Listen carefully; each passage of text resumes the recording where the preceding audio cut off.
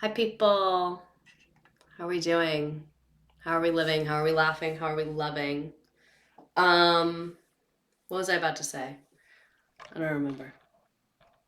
There we go. That's better. Mike, always in the wrong spot. We're doing teacher Q&A slash we're just talking slash we're just venting. I mainly did this because I didn't really have time to make slides this week, and a lot of people had asked me questions. So I was like, that'd be cool if I had like a video that I could send people where we talk about that.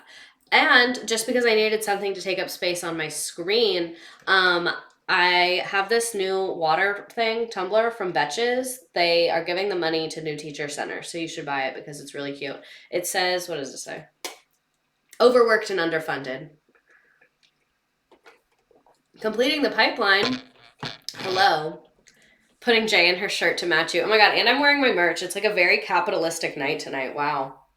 Oh my god, and the lesson I'm going to show you is about industrialization. Tonight is like very capitalism. That's intense. Savannah Life, thank you for subscribing. Oh my god. Okay. So I feel so awkward. I like don't know how to start because I'm used to having like the slides. So I don't know. I was getting really bad anxiety before I did this because I was like, wait, you don't have slides. That's gonna be so awkward. But I think it's literally gonna be fine. So I know where to start. I'm just gonna look through some of the questions that people submitted. Some people submitted stuff in advance, and I figured we would just read through the chat together. But I wanted to give people a way to submit. So here, I'll post the link to submit. I should have made a little graphic with it. Here's the link to submit, or you can just put it in the chat. But if you want to be like 1,000% sure that I read it, feel free to put it on the form. Because obviously I will be reading that, so I might not see every single chat. But anyway, we love to defeat the capitalistic ideology. Hacker voice pipeline completed. Oh, you graduate with your education degree this May? That's fun. Rot Mage. Rot Mage, is that your name? I'm proud of you, but like it's fine. But anyway, let's go through some of the questions that people asked me. And then I figured if no one wants to talk, I can literally just talk about nothing. I can talk about fucking anything. But anyway, is this a short ep? I don't know. I was planning on staying on here the whole time that I usually do. I'm hoping that that's what people are into. That's what I'm into. But yeah, oh girl, I got questions. Don't you worry. That's what I was hoping. I was like, hopefully the vibe will be good and we can just like chit chat and talk, and I'll stay on here for like an hour 45, 2 hours, how I usually do. But let's start with some of the questions that people submitted. Took a year off of teaching, came back this year too. What sort of balance do you like for computer activities and classic pen and paper? Oh, my answer to this is going to be controversial. Kids seem to have a love-hate relationship with both, and I'm finding after going back, students dread laptops more than ever before. So I just want to say I completely see the side of the argument that's like you should use a paper and a pencil. I know that that is better for your brain, especially for little kids. Like I know all of that, and I'm still just going to tell you what I do and why I do it and why it works for me. I do everything on a computer. There's some kids who have like an accommodation, or a few kids that don't have like, what's it called, the Chromebook from the school. So obviously I'm going to give them a way to do their work. But I do everything turn in online. We do Nearpod or Pear Deck every single day online. Like it's my expectation that you bring a computer to my class every day and that you're ready to use it. And the reason I do that, the number one, is it saves me time and energy. And I would rather put my energy into making better assignments than I would making copies. And like that's, to me, I hate doing stuff on paper because you have to prep the copies in advance. So I feel like it's really hard to become like responsive when like I teach first period. If I feel like they were confused while they're working, I'll edit my PowerPoint before second period. And because like they use Nearpod instead of working on like paper notes while I'm talking, like I don't have to change anything else. Um, and so I've just found it's much faster and more efficient for me as the teacher to do stuff digitally because I can adapt stuff a lot easier. And then the other piece of that is grading is a ton faster. I can grade anywhere at any time. If I'm in a meeting and they have, oh, we have to fix this thing, we're getting started 2 minutes late, I can knock out 2, 3 assignments right then. and I can do a better job grading when I have access to it all the time, because when I have a lull in a couple minutes, I'll grade a couple assignments and I leave good like constructive feedback, as opposed to when I'm like, you have to set aside time and get the papers and make sure you either take them home or you have them organized. Like, to me, it takes a lot of time and energy that I would rather devote towards other things. Um, and it's much faster for me to check for plagiarism and AI. See, I knew we were going to be here a while because I have so much to say about everything. So I can check for plagiarism and AI very quickly. I think that that is a really important part of teaching to me, because I think it's a skill that, one, I've noticed a lot of my students at my previous school and at this school. Oh, I just realized the chat isn't coming through. Let me fix that. Let me talk while I fix that. Come here. So at my previous school and at my new school, a lot of kids like haven't really been, like, I don't want to say punished because that's such like a negative word, but a lot of kids have not been called out for plagiarism. So it's really important to me to always be checking for that, because I had a student who came to me when they were in college and they were like, Mr. Dacted, the only reason I did not drop out when I realized we couldn't plagiarize is because I remembered your class where I didn't plagiarize. So like I knew I had done it before. So that's why it's like super important to me to hold them accountable for the plagiarism and for the use of AI. And so I can't really do that when they're doing stuff on paper. I mean, I can, but it just takes so long, and I'm just not going to do it. So that's why I make them do everything on paper, and then, or I make them do everything on a computer. And then the other thing, I told you I had a lot to say about this, is that I know it's better for your brain sometimes to do things pen and paper. I know it makes you remember it more, but unfortunately, that's not the world we live in. Pretty much any job you have, you're going to have to learn information off a computer. Even if you are blue collar, trainings now are on computers. So I want them to get really comfortable using computers, and I want them to be in the habit of using a computer to learn. So I have like a lot of reasons why I use computers for everything, but I see why people don't like to use computers for everything.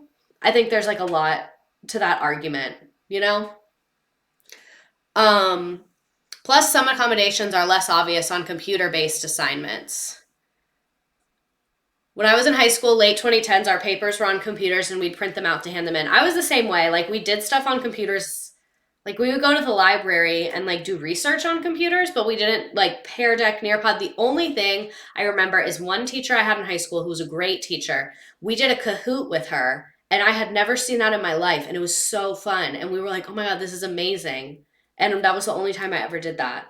And we did it on our phones, and a lot of kids were like sharing phones because not everyone had like a smartphone, but it was like really cool, you know? Um, what else? All my training at Panera was on an iPad. Exactly. Exactly. So, is there anything you miss about your old school? I miss that at my old school I had small classes. Like, that was really, really nice. I had a big class before, so it wasn't like I was like scared or like couldn't handle it, but I just have like, I'm a better teacher with a classroom of 18 kids. I think like 15 to 20 is like the perfect class size, and that's what I had at my old school. I feel like you can really give everyone adequate attention. And now with like, so right now I have, most of my classes are 30 to 34 in there.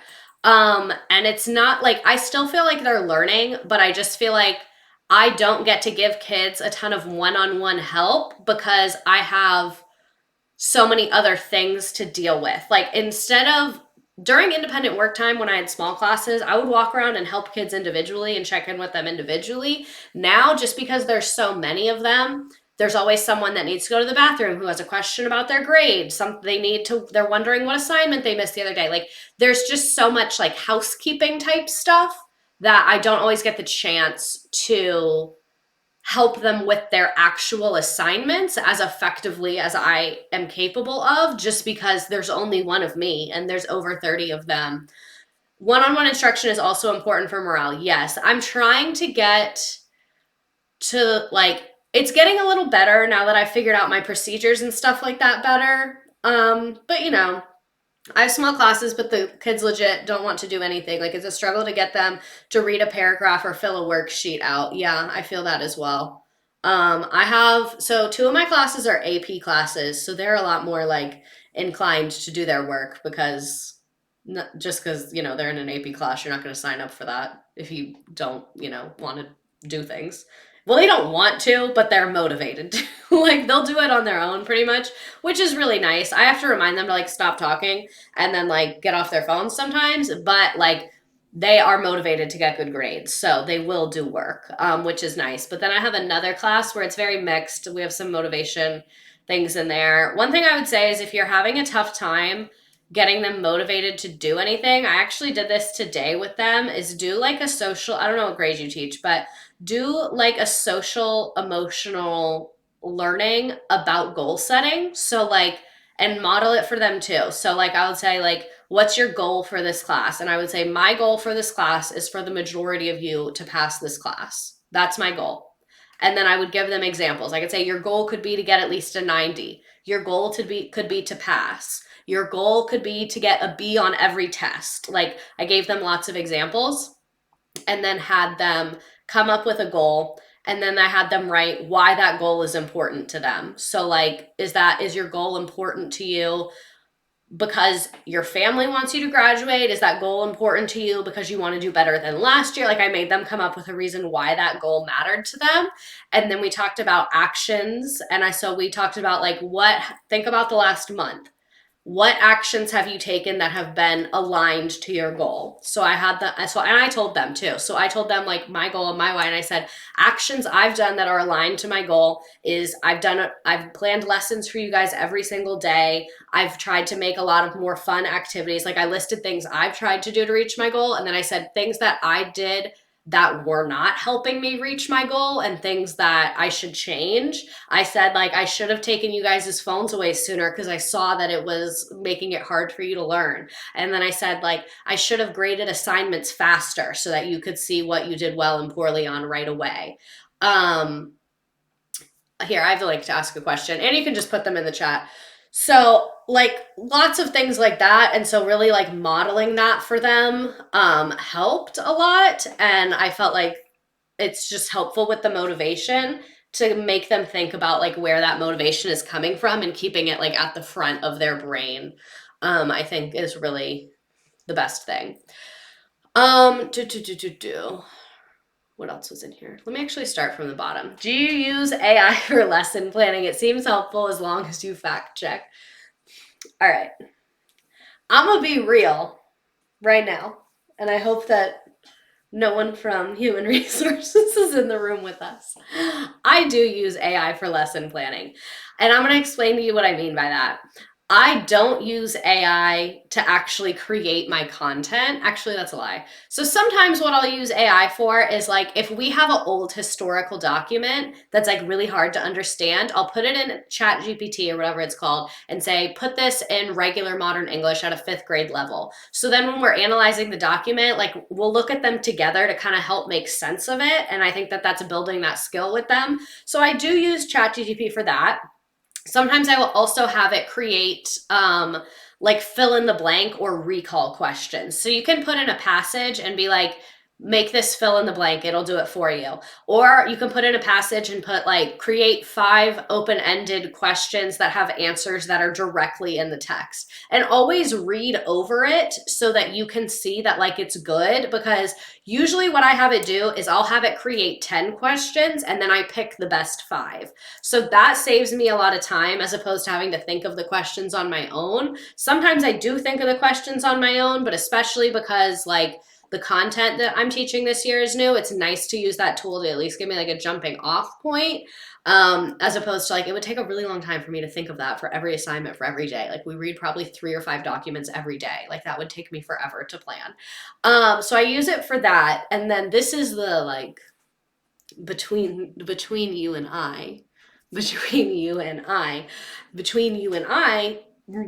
just between you and I, when we have to write the success criteria, the learning objective, the learning target, ChatGPT writes those. She does a great job. I have gotten the number of times that the district has said, wow, that is a great success criteria, because what they want you to write in a success criteria is the way AI writes. They want it very formulated in a very specific way.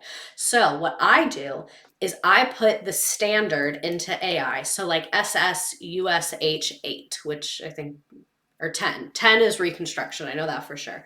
I'll put like SSUSH 10, and then I put the whole standard, like I'll copy and paste the whole thing, and I put turn this standard into an essential question. And sometimes I'll have it do a few. Like I'll be like, make it longer, make it shorter, make it include these certain vocab words. Like you have to give it good information, but it really, like, she slays. She slays. She saves me a lot of time. So people that say they use it for lesson planning, I've tried that and it didn't really work for me. Like I put in like the standards and I was like, create a 4-day lesson plan. And it's a robot. It's gonna spit the same things to you every time. And it's not really like it saves you that much time, because it's just creating the plan. It's not making your materials for you. So no, I don't have the paid version. I have the regular one. The free. So literally it would say like 13 colonies graphic organizer. I don't have that. Like now I have to make that. So people that say like, oh, it does all my lesson planning, I'm like, that is a lie. Like, no, it doesn't. But I've noticed writing in things like objectives, learning targets, creating really quick recall questions, or sometimes like on Nearpod, I like to do the matching. So I'll have it put those into flashcards. Like I'll literally put like a passage and be like, create 5 flashcards out of this passage, and it'll make nice things. I've noticed ChatGPT is best. It sucks at creating things. It's really good at, when you give it information, rearranging it and putting it into a different format. That's really what I use it for. And I think that's where it saves the most time, because like I read that passage, I picked that passage. I'm not going to have ChatGPT write passages for my students to read, but I am going to have it take that passage and turn it into bullet points. You know what I'm saying? Like it's good at reformatting things. Yeah, we love her. Let me see if I can actually show you. Let me make sure that nothing like personal comes up. All right, I'll show you. Hold on.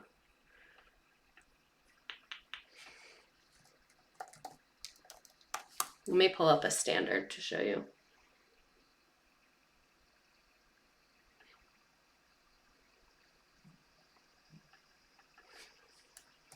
Okay. Here, let me share my screen real quick. Can you do an unboxing of the new Mac like it's a pizza? Of course.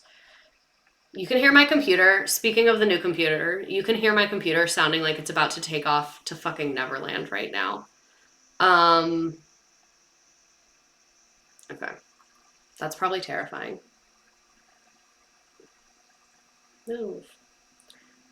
Okay, so you can hear my computer, so we cannot do a ton of this. So if you want to learn more about this, gift $1 or $2 to my computer fund so that I can do more, because I'm sure you can hear that fan right now. But this is what I'm talking about. You paste the standard in there, turn this standard into a learning objective for 11th graders. That's what I mean. Look how easy that was. That was so much faster than us thinking of something. You convinced me signing up for ChatGPT right now. Turn that learning objective into an essential question. See?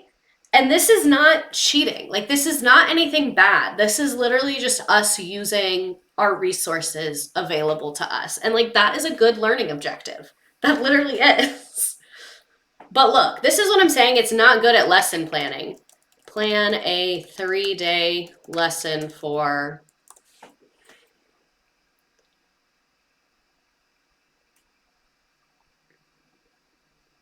See what I mean? Like, it looks good. So like, you can send this to your admin and they're going to be like, yeah, that's a lesson plan. Great job. But look at it. It's like, assign readings or online resources. Engage the class in a discussion. Begin by reviewing the legal aspects learned in the previous lesson. Like it's not like it gives you slides. It does give you like, this is a good jumping off point. Like if you have no idea what to do with them, this is a good way to get some ideas. But if you notice, like it really does the same things each day. Yeah, it's good at individual aspects of a lesson plan, not necessarily the same thing, but like it can come up with good ideas. So give me 10 ideas for activities to teach that.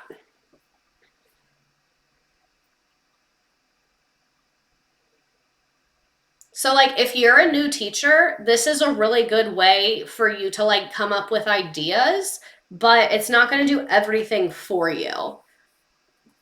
So like you can see, I told it, come up with 10 activity ideas to teach SS, the Reconstruction Standard.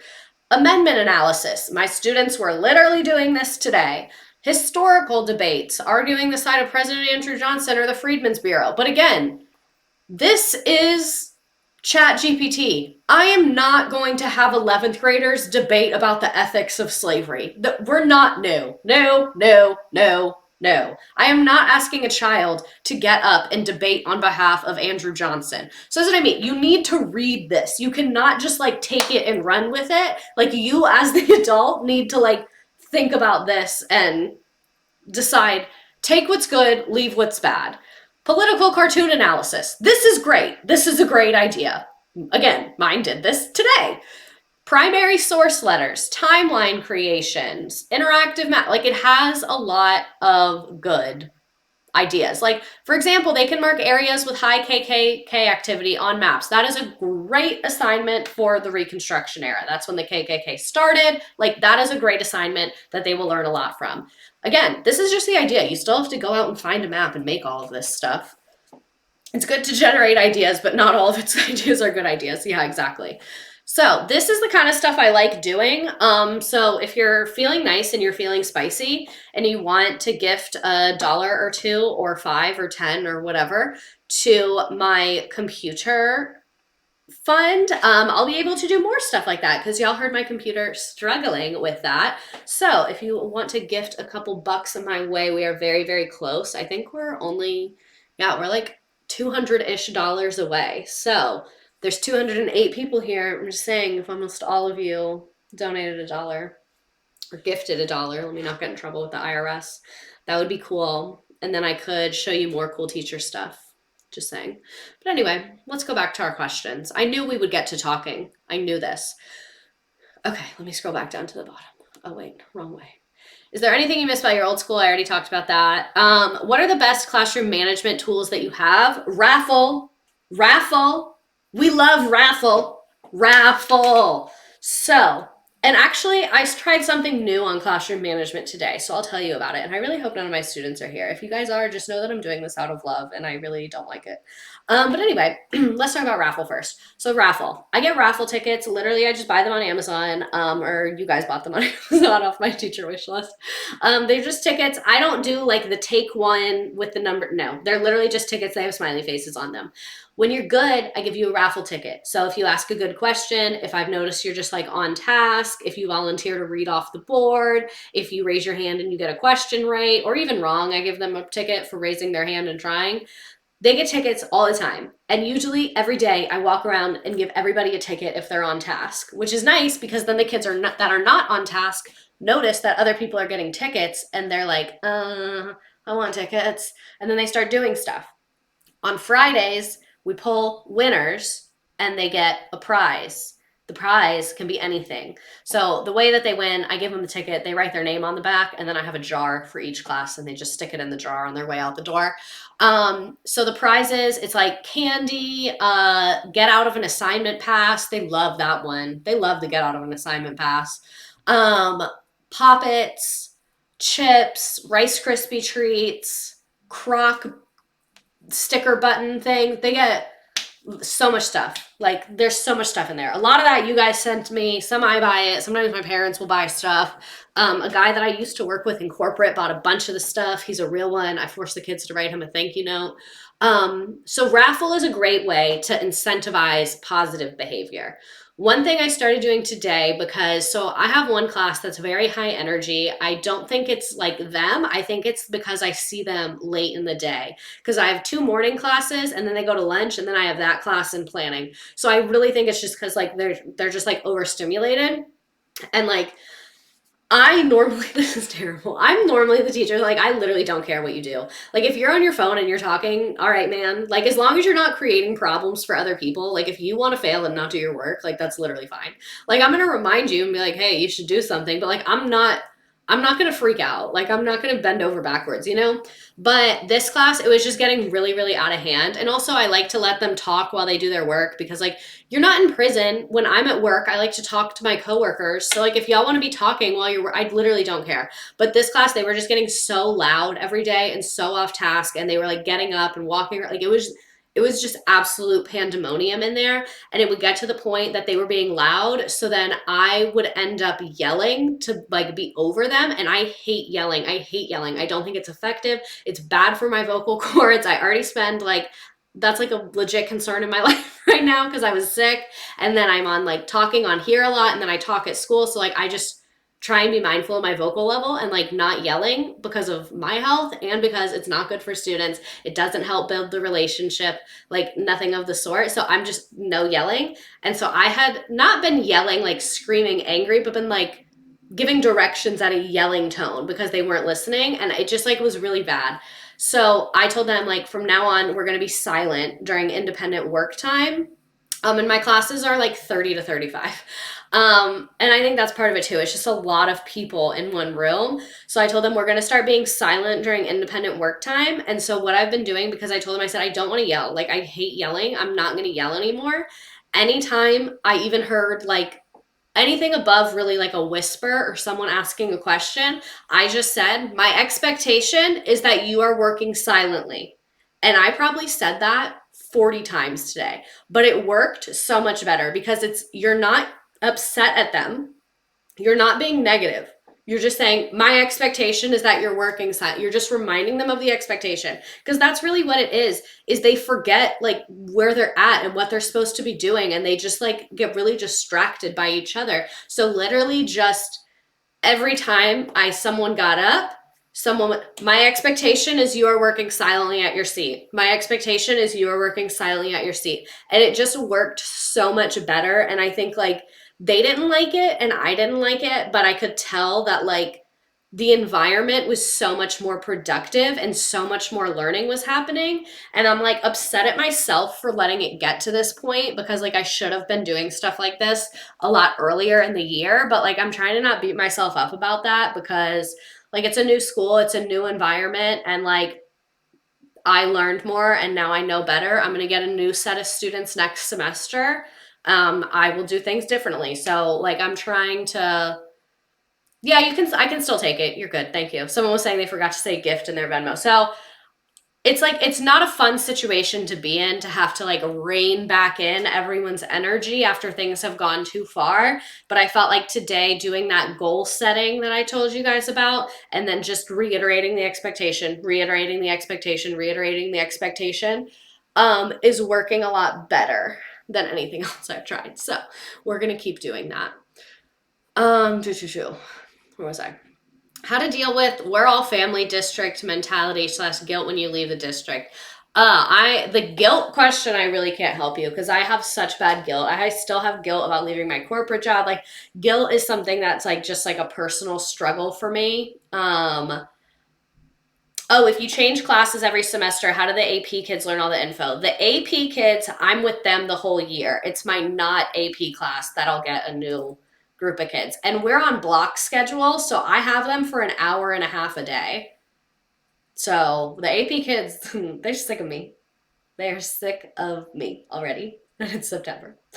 But anyway, this person's other question, how to deal with the we're all family district.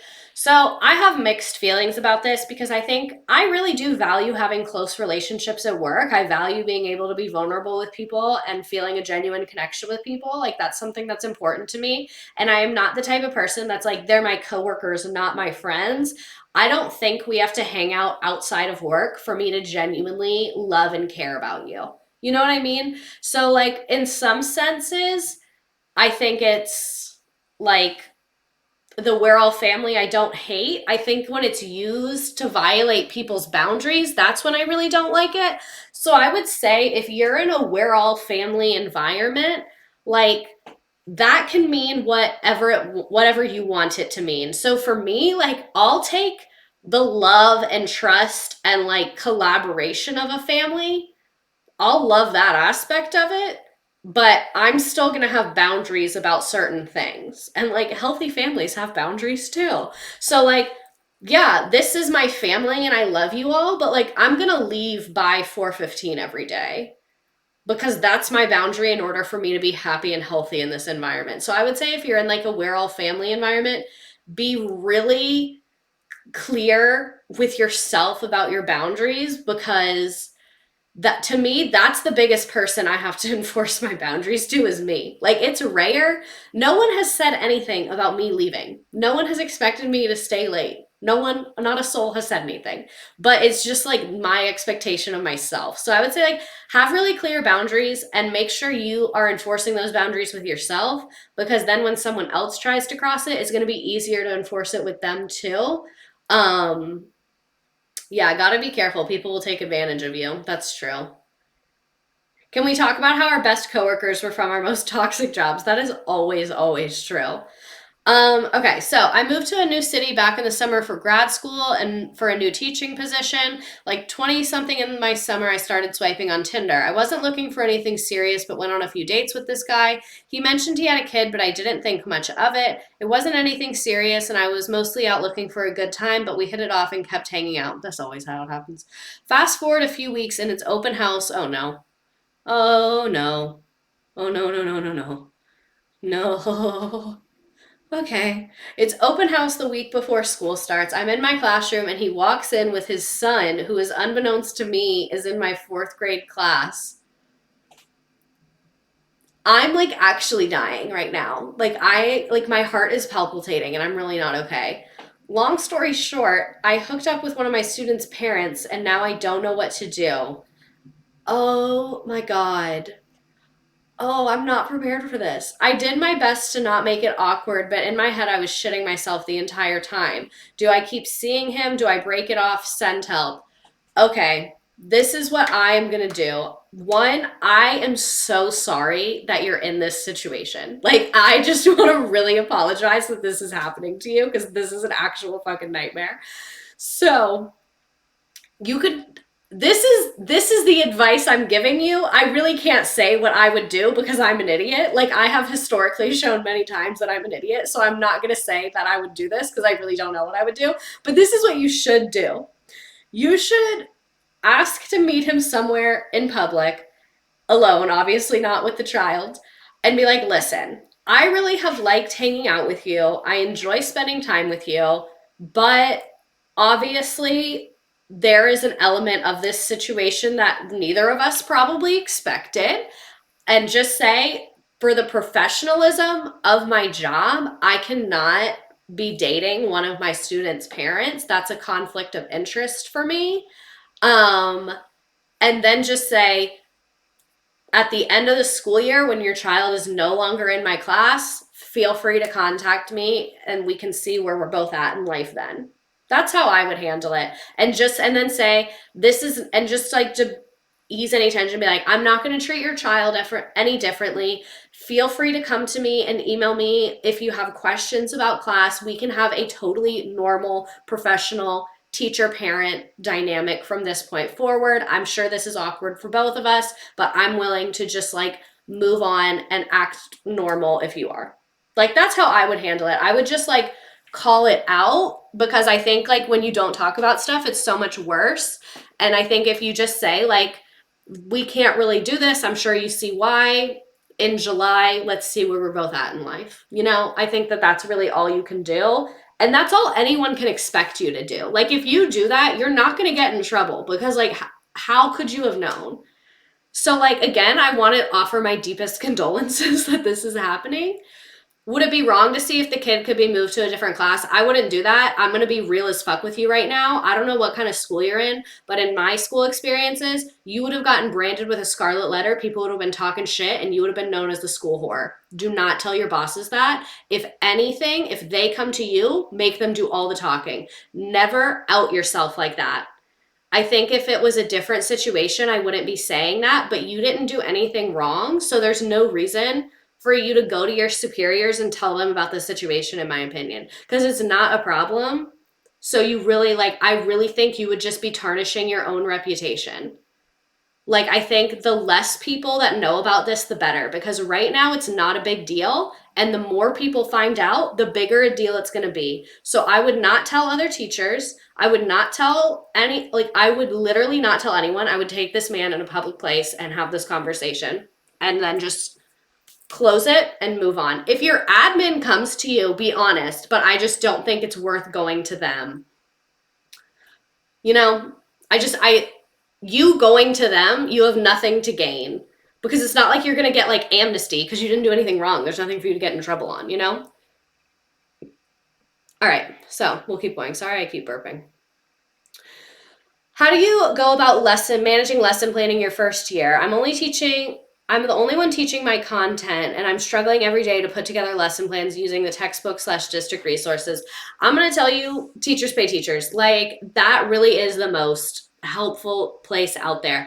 The other better advice I would give is see if there's someone at your district that oversees your content. I bet there is. There's usually only one or two people, so they do not have time to reach out to everybody and be as proactive as I'm sure they would like to be. But actually, the lady came to my school today and I was annoyed at myself for not reaching out to her because reach out to them. So try and find if there's like a Department of Social Studies at the district. You can literally call like the main district office and be like, do you have a department of curriculum? And just tell them, I'm a teacher. I'm looking to get into touch with some people to help me with lesson planning. Do you have a department of curriculum, a department of instruction? Different districts call it different things.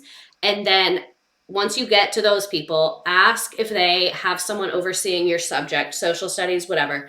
That person will probably be able to help you. They'll probably either have resources for you. Like, my person today showed me this cool website that my district bought access to. I think that it's like named for our district, so I'm not going to say the name of it, unfortunately, but it has like, I can look up by standard and it has a bunch of primary source activities with questions already there. So like, that's going to save me a ton of time. I wish I had hit her up earlier because that would have been helpful.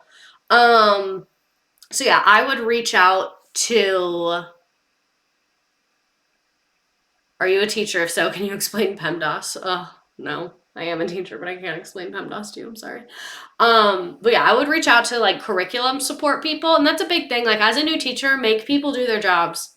Like, if you need help with something, email them and be like, hi, I need help with this. And a lot of times they'll be happy to help you because that's their job, you know? So if you're seeking help to be better, okay, so I'm gonna be real and honest. A lot of times, people that have the job of working in the office of curriculum, they get sent to go to teachers that are underperforming, teachers that don't do lesson plans, teachers that are not engaging their students, teachers that are like below what we're supposed to be doing. A lot of times that's where they get sent. That's not fun to try and coach somebody who's like miserable and doesn't want to be there. That's not fun for them. So if you as a new teacher are eager to learn, they're going to be like really, really helpful to you because they're used to dealing with cranky people that don't want to be told what to do. I have been both the cranky person and the eager person. So I can tell you, you get a very different response. So if you're like, they don't have time to reach out to every new teacher because they got to deal with the cranky people. So if you reach out to them as a new teacher, they'll usually make time for you and they'll probably be helpful. And like, my person in my first district, she would come in my class and help me. Like, she would literally be working with the kids. She would bring activities with her. Like, Elena was that girl. I loved her. Loved her. I was so mean to her at first. Sorry about that. But I love her. Our school makes teachers write 3 goals each school year. I'm still untenured, so the principal wants to meet with me to go over them. I have no idea what to write. I just want to survive this school year. I can tell you what my goal for the year is. 3 goals is a lot. My goal for this year was to master my curriculum because I have 2 new curriculums. So that is my biggest goal, was to master my curriculum. I would say another goal is like pick you're going over the goal with your principal. So obviously you want them to you know, like you and think highly of you. So I would pick a couple of things that you do genuinely think are important, and because people can tell when you're lying and not being genuine.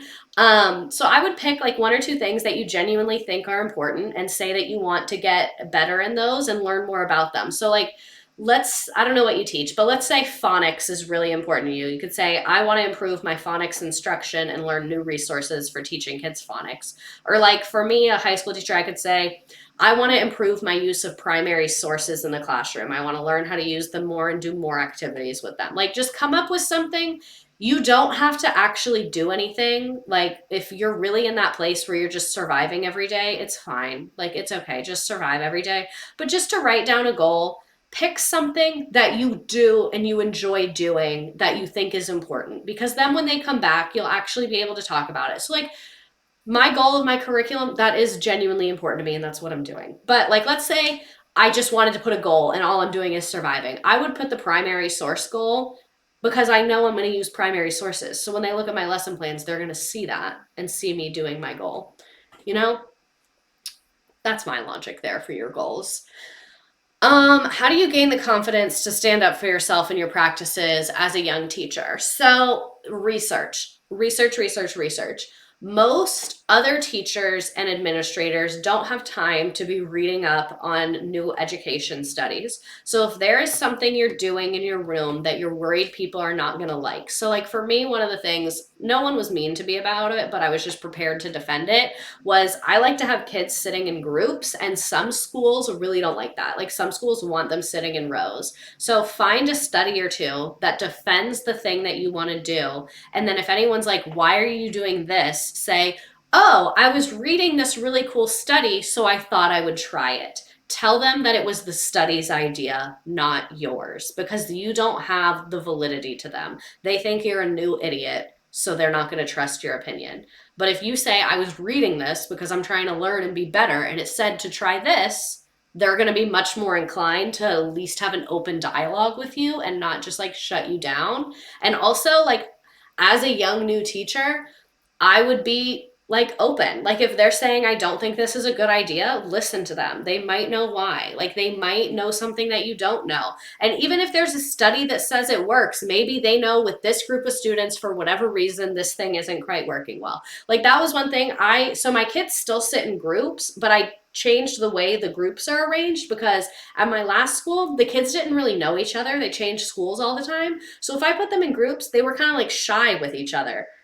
My new school, they've known each other since kindergarten. So when they're all facing each other, it's a party. So I changed the way they like sit because I learned what would be more effective with this group of people. So be open and be adaptable, but also like do some research about what you want to be doing, and maybe you'll find out that it's good or bad or whatever. I'm forever stuck on activities to do with students that aren't quizzes or designed for young kids. Any ideas for older students, especially around critical thinking skills? I don't know what subject you teach, but for me, this is primary and secondary source analysis for sure. So we do that together. They do that alone in groups. And I have them do it in different ways. So maybe we'll read a passage and we highlight the keywords from it. Maybe we'll read a passage and we'll draw a visual to represent it. Maybe we read a passage and I wrote very specific questions for you. Maybe we read a passage and we write something in response to it. Like we just did an activity where basically they had to read diary entries from the Civil War, from soldiers, from nurses, from civilians. I had them read like 5. And then they had to write them themselves. Like they had to write a diary entry on their own. So like they're learning other people's perspectives and they're applying the knowledge. So I would say like do things like that. And then also like bigger kids really like games too. Try Blooket. I love Blooket. I think it's so fun for them. Vocabulary is also a big one. There's a lot of games you can make out of vocabulary. And doing vocabulary assignments with older kids is really beneficial. Giving them like, here's a word, here's a definition, here is me using this word in a sentence. Now I want you to draw a visual of the word. Now I want you to write your own definition. Now I want you to use the word in a sentence. Doing things like that with them can be really good. I like to do creative stuff too. So like we just were learning about the Federalist and the Anti-Federalist. So they made bumper stickers, not for realsies. They did it either on paper or on Google Slides. To make like political bumper stickers of the Federalist or the Anti-Federalist. So that was kind of fun. Timelines. I love a timeline activity. There's a lot. And I would say the best places to look if you're just like stuck and you don't know what to do, look up your subject area on Pinterest or Teachers Pay Teachers. Even if you're not going to buy anything, it'll help give you ideas just to see what other people are doing. I start student teaching next semester. What's your biggest advice for student teaching? I don't really have any because I didn't student teach. But oh man, I keep like losing where we're at. I didn't student teach, but I would say just like it's a good time to try a lot of things and ask a lot of questions. And I know student teaching is structured differently everywhere, but try and see more than one teacher because every teacher is so different. So try and see more than one person because you're going to learn different things from different people. One time a social studies teacher had us make Revolutionary War memes. Have you had to deal with kids submitting stuff with AI? Yes, and I use CopyLeaks. It's a Google Chrome extension. You can literally just copy and paste and it'll detect AI. It's working very well for me. What was I? What are the most effective classroom management strategies you found? I kind of already talked about this. My biggest fear is not knowing how to maintain boundaries/rules. I kind of sucked at this at the beginning of this year, but I was also dealing with a lot. I had just moved. I was in a brand new district. It was just a lot. I also got really sick for 2 weeks, which sucked. And I was not a good teacher for the last 2 weeks. And now I'm paying the price for it now. But anyway, I would just be really consistent. So what I just said of like, don't yell, but just reiterate what the expectation is. So like what I did 1,000 times today is I said, my expectation is you are sitting in your seat and working silently. So like decide in advance what your expectations are, communicate them very clearly to students, have rules posted on the wall, no more than 5 rules, and then just keep going back to those. Like keep really honing in and making sure you're consistent with those rules is the most important thing. I'll be starting my first year teaching next week, but my students already started last month. Any tips coming in after the start of the school year? That has never happened to me, but what I would say is I would address the elephant in the room. And I would like tell them like, hey, I know you guys have already been here for a month. And I would take time asking them what they've been doing, like asking them what they've learned so far, asking them how school's going so far, what classes they're enjoying, what classes they're having a hard time with, like kind of acknowledge that you're showing up a little late and tell them why. I'm assuming it's a hiring thing or whatever. Just be like, hey, and just like tell them what's going on. Still take the time to get to know them, and just I think like still kind of do the first day of school stuff. Like I would get to know them and ask them about that stuff and then be like, I know you guys have already been in school for a month, but today is my first day, so I want to tell you guys about the way that we're going to do things in this class with me, and then remind them of that for a couple, like probably 2 weeks. They need to be reminded of like procedures and stuff like that. Introduce yourself as the captain. You said earlier that your hard boundary is to leave at 4:15. How do you balance grading and planning and everything? Are you working at home / over the weekend? I don't do any work at home.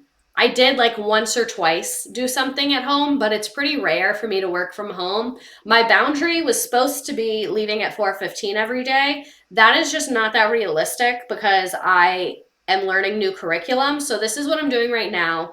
I pick one day of the week that I will stay late. So for me this week it was, and it doesn't happen every week, but a lot of weeks I will pick one day. I'm not going to do more than one day. So this week on Monday I was there. I left at 6. So I don't regret doing that. It set me up really nicely for this week. I have 0 regrets about that. The only reason it was till 6 is because my school's having a problem with Nearpod. So some things that were already done, I had to redo in Pear Deck, which like that's an extraneous, unusual circumstance. So sometimes I'll make exceptions for things. Normally it's 5. Normally I leave every day at 4. I try and do 4 now. I leave every day at 4 and I will pick one day a week to stay until 5. And that has been working pretty well. I am not doing things as perfectly as I would like. I have graded some assignments on completion. I have not lesson planned to as perfection as I would love to, but I feel a lot more balanced and a lot happier than I have previously. So I think it's working well, and I think it's only up from here. The first couple weeks of school were really, really hard.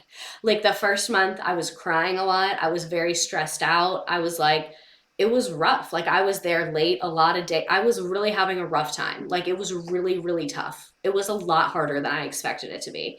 But I kind of hit a bit of a turning point and I'm in a much better place now. And I think it'll only continue to get better because like the further I go, the more I'm learning. Like today, what the lady from my district showed me, that is going to save me so much time. If I had had the website that she just gave me on Monday, I would not have had to stay until 6. So that's what I mean. Like I'm trying to actively seek out ways to kind of lessen my workload. So like one of those, the kids turn stuff in on computers. But yeah, so it's like, it's harder than I expected, like anything is in life, but it's going well. And I think it's going to continue to go better. I'm moving next year and we'll be finding a new district. How did you go about asking districts all your questions? I don't want to seem overly picky when I've only been teaching 4 years.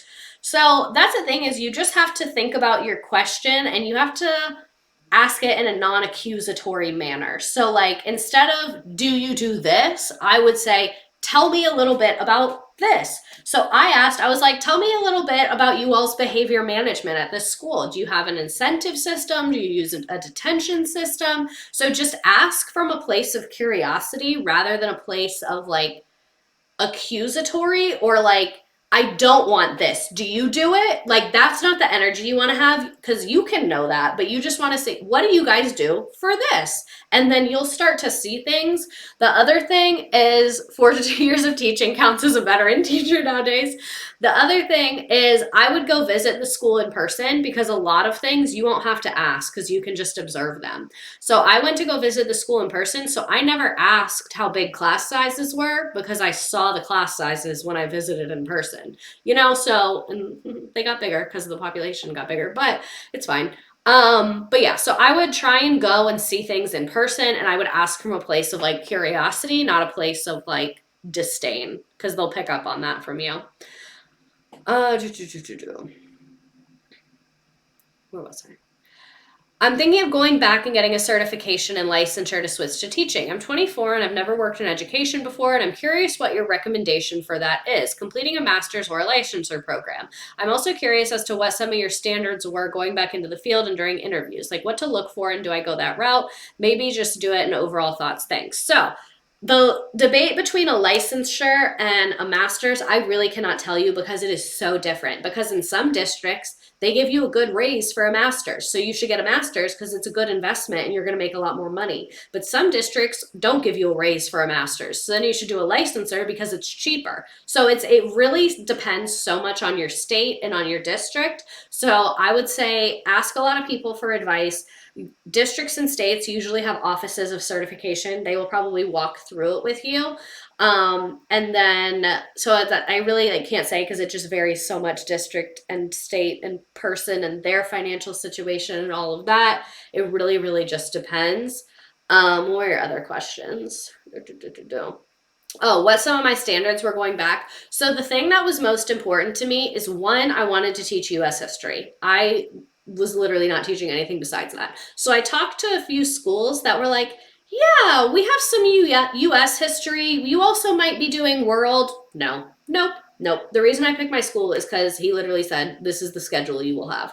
So that was what was most important to me, was my subject area. And then I also asked, I said, do you guys I said, how does lesson planning work here? Does every teacher make lesson plans for their own class? Do you do it by department? Does your district give you the lesson plans? Because even though I complain about how lesson planning takes me so long, I like having freedom and flexibility with my lesson plan. I like to be able to do assignments that I think are engaging, that I think are effective. I know I create effective and good assignments. So I don't want to just get a script from a district and facilitate that. I like teaching because I like doing the things that I like to do that are engaging with students. So they told me, they were like, yeah, we do common planning once a week, but some teachers, they make a plan together. Some of them do it separately. Like, it's really up to you.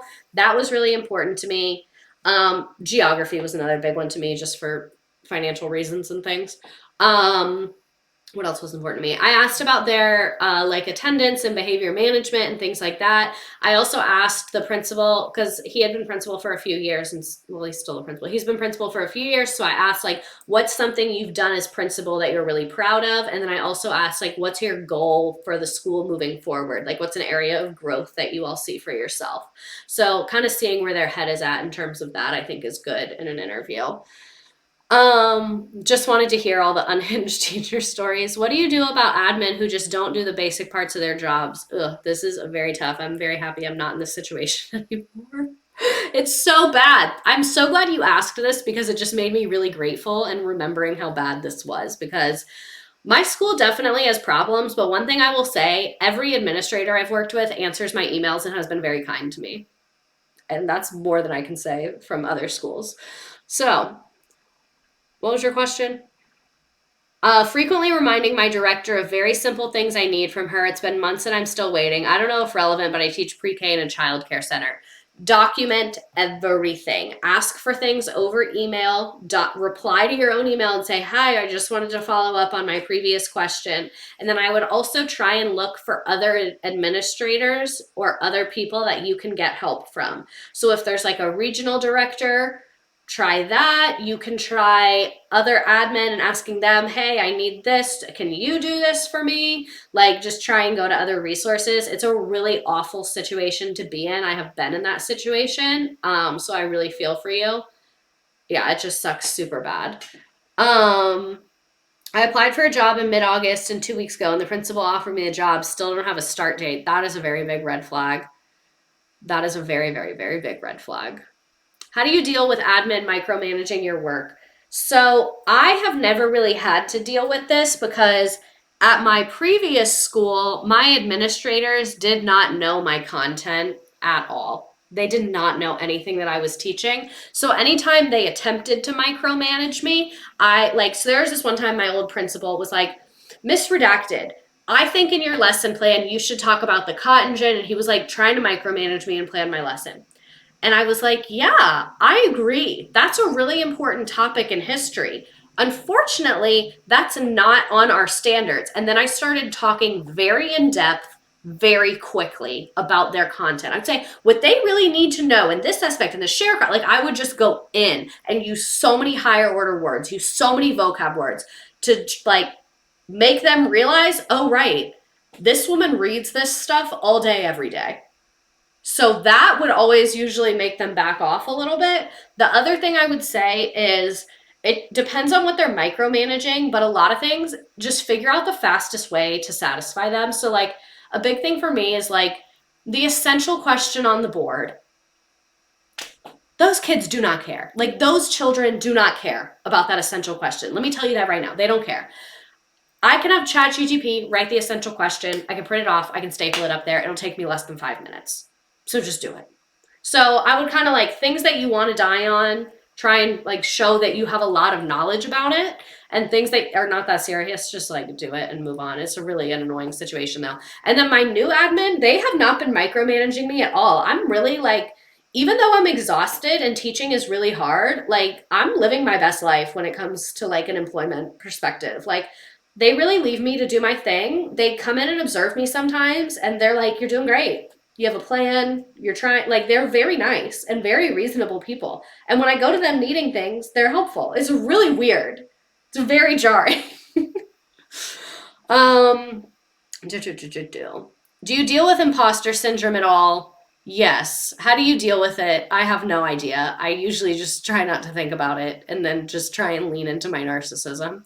Oh, one thing that I do is sometimes I'll be like, oh, I'm a really bad teacher. I am like not doing a good job, especially from like a classroom management perspective, because it's just like I'm dealing with bigger classes. So I think I'm like being too hard on myself because I'm like, I'm in a different situation. So I shouldn't be holding myself to my previous standards. But one thing I'll do is when I feel that way, I go on my planning period and walk a circle around the building and look into people's classrooms and see what the kids are doing in their rooms. Like, you don't like be in the window and be weird, but just like walk slowly and like, you know? And that's one cool way that you can kind of get over the imposter syndrome. Because I see, like, okay, they're getting up in other people's classrooms. They're on their phones in other people's classrooms. Like, it kind of makes me feel better to see that other people are dealing with the same stuff. And I have not talked about Nearpod, but I'm going to in a second. And I actually am going to show you like a little sample lesson if you want to come to Twitch. Just because I wanted to, and thanks for reminding me, because a couple people had asked and I really wanted to tell y'all how I used Nearpod, which I love. So, can you go over your class procedures when it comes to students coming in, getting in their seats, and starting the work for the day? I'm unsure of how to structure my classes, if that makes sense. Yes. So, my students come in, I have like a little countertop near the door, but in my old school, I just had a little table at the front of the room. So, they come in, I have my seating chart printed out. So, it says green group, orange group, yellow group. It has the names of all the groups. My groups are colors. There's a piece of tape that's the color of your group on the desk. So all the clumped desks together that have a piece of orange tape, that's the orange group. And the way it is on the seating chart, it literally says like door, Miss Redacted's desk, window, so they can like see where their group is. They check their name off. If there's a paper next to the sign-in sheet, they pick that up. So I put any materials that they need for the day, they pick up on their way in the room. They sit down and they have directions up on the board. So sometimes that is a Nearpod code. Sometimes it says, take a paper from the front table and write down everything you remember about the Civil War. Something to get them started. So the second you walk in my room, you have something you should be doing. And then while they're doing their little thingy, I go and grab the clipboard. I take attendance. I get rid of that sheet. I just stick it underneath because I keep it as a paper copy in case someone is like, you marked me absent and I was here. Were you? Then I put the clipboard back for the next class with their sheet on there. And then once they're done with their little thing, sometimes their little thing, it'll take them like 2 minutes. Sometimes I give them something that'll take like 10 minutes. And I usually tell them how long they have on the board. Sometimes I'll put a timer up there. Then I get into the whole group lesson. So I use Nearpod or Pear Deck and I do slides and then they participate every couple slides or answer a little question or do a little poll or something to make sure that they're paying attention. And then the last slide of the day says, open up Google Classroom. You should be working on this. So it'll say, you should be working on the reconstruction analysis assignment. You should be working on sections 4 and 5 of this assignment. So literally you're going to see what the screen says of where you're supposed to be. Because sometimes they'll be off in La La Land and they don't realize everyone else has moved to Google Classroom. So they look at their screen. Oh, I'm supposed to be on Google Classroom. Then I let them do their work. Sometimes I put timers on the board for however long they're doing it. When I need to get their attention, I do. If you can hear my voice clap 1 time, if you can hear my voice clap 2 times, I just think that works the best. It gets everyone's attention the fastest. There's lots of fun and creative ones. I just do that. So that's kind of like a rundown of my procedures. That's like the basics of it. The only thing that is in one of my classes, they have to put their phones away during class. So I have like a little wooden like phone slot holder. So I have the groups on there, like little pieces of tape on each slot for each kid. And I walk around while they're working on their little bell ringer, the little assignment that's on the board when they walk in. I walk around and they put their phones in because some teachers have the kids put the phone in as they walk in. I want to see you put your phone in the thing. So that's why I walk around with it. Are you answering questions that aren't directly related to teaching? Yeah, so someone said, yes, I'll answer questions that are not directly related to teaching. Someone said, I thought you did paper bags. I did that for a couple of days, but I just felt like The amount of times kids would try and take it out of the bags, I was still having to remind everybody about their phones. Like, it worked really well for 2 days, and then it kind of clicked with them that, like, oh, this is literally a paper bag. So, like, when I wasn't looking, they would try and take it out, even though I had stapled it shut. And then and then one kids kept trying to put their case in there without the phone. So, like, they started trying to figure out workarounds. And so I was just like, okay, we'll do something else. And that's what I told them. I said, I was like, because their class, like, their grades are not where they need to be. And I was like, I am just going to keep trying stuff with y'all until something works. I was like, we tried the paper bags. It worked for 2 days. Now it's not working. We're going to try something else. And I've literally just telling, like, I'm just going to keep trying. Y'all are not going to break me. Like, I'm just going to keep trying stuff. So the paper bags, I liked it in some ways because I didn't have to physically take their phones, but it just kind of wasn't working after a while. What was I? Is the scariest part of teaching the parents, because some parents are crazy. I think I want to teach, but I'm considering college because parents of children scare me. So, one, I've never taught elementary school, and that's where you hear from parents the most, I think. At my last school, we had almost no parent involvement, so I really couldn't say anything because I barely talked to them.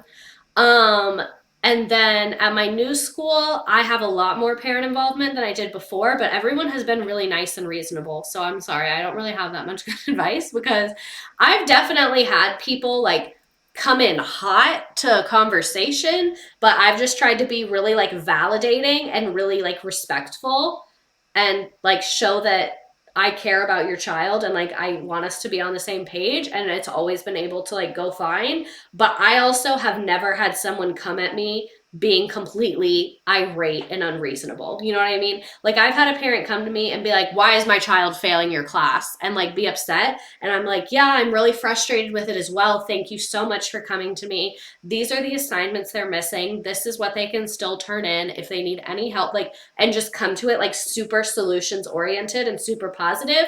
But I also know that does not work when someone is insane and irate. And I thankfully have not encountered that. So I would say if you're in that situation, document everything and get administration involved. Like, if you're being disrespected, your administrator needs to be there with you so that they can get disrespected as well. It's a tough situation. I am currently student teaching. How do I navigate feeling super nervous for observations and taking over the classroom full time? I just hate overstepping. Don't be nervous for observations. Their whole job is to find something wrong with you. So don't take it personally, and just know that no matter how superstar slay rock star you are, they will find something wrong with you. So just try and learn from it.